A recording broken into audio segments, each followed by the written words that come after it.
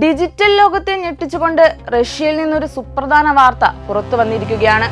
ലോകമെമ്പാടും കോടിക്കണക്കിന് ആളുകൾ വിശ്വസിക്കുന്ന മെസ്സേജിംഗ് പ്ലാറ്റ്ഫോമായ വാട്സപ്പിന് റഷ്യയിൽ പൂർണ്ണ നിരോധനം ഏർപ്പെടുത്തിയിരിക്കുന്നു. ഏകദേശം 10 കോടിയോളം ഉപഭോക്താക്കളുള്ള ഒരു ഭീമൻ വിപണിയാണ് ഒറ്റയടിക്ക് ഇല്ലാതായിരിക്കുന്നത്. വിദേശ ആപ്പുകൾ വഴിയുള്ള വിവര കൈമാറ്റം സുരക്ഷാ ഭീഷണിയാണെന്ന് ചൂണ്ടിക്കാട്ടി ക്രെംലിൻ വക്താവ് ദിമിത്രി പെസ്കോവ് ഈ വിവരം ഔദ്യോഗികമായി സ്ഥിരീകരിച്ചു കഴിഞ്ഞു.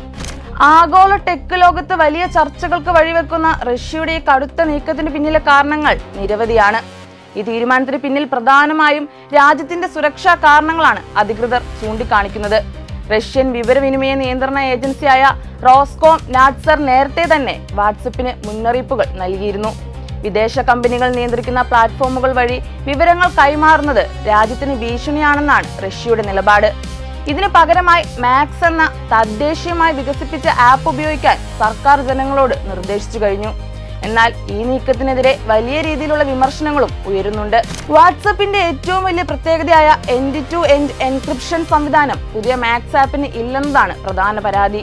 ഇത് ജനങ്ങളുടെ സ്വകാര്യ സംഭാഷണങ്ങൾ സർക്കാർ നിരീക്ഷണത്തിലാകാൻ ഇടയാകുമെന്ന് വിദഗ്ധർ ചൂണ്ടിക്കാട്ടുന്നു. തങ്ങളുടെ ഉപയോക്താക്കളെ സുരക്ഷിതമായ ആശയ വിനിമയ മാർഗങ്ങളിൽ നിന്ന് മാറ്റി നിർത്തുന്നത് റഷ്യൻ ജനതയുടെ സുരക്ഷയെ ബാധിക്കുമെന്നും ഇത് പിന്നോട്ടുള്ള പോക്കാണെന്നും വാട്സപ്പിന്റെ മാതൃ കമ്പനിയായ മെറ്റ പ്രതികരിച്ചു. യുക്രൈൻ അധിനിവേശത്തിന് പിന്നാലെ റഷ്യ തങ്ങളുടെ ഇന്റർനെറ്റ് നിയന്ത്രണങ്ങൾ വൻതോതിൽ കടുപ്പിച്ചിരിക്കുകയാണ്. ഫേസ്ബുക്ക്, ഇൻസ്റ്റഗ്രാം, ട്വിറ്റർ തുടങ്ങിയ ആഗോള പ്ലാറ്റ്ഫോമുകൾ റഷ്യ നേരത്തെ തന്നെ നിരോധിച്ചിരുന്നു. ടെലിഗ്രാം പോലുള്ള പ്ലാറ്റ്ഫോമുകൾക്കും നിയന്ത്രണങ്ങളുണ്ട്.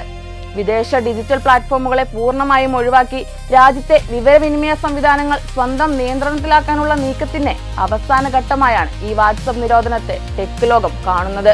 ഡിജിറ്റൽ യുഗത്തിൽ വിവരങ്ങളുടെ സുരക്ഷയും വ്യക്തി സ്വാതന്ത്ര്യവും വലിയ ചർച്ചയാകുമ്പോൾ റഷ്യയുടെ ഈ തീരുമാനം ആഗോളതലത്തിൽ വലിയ പ്രത്യാഘാതങ്ങൾ ഉണ്ടാക്കും.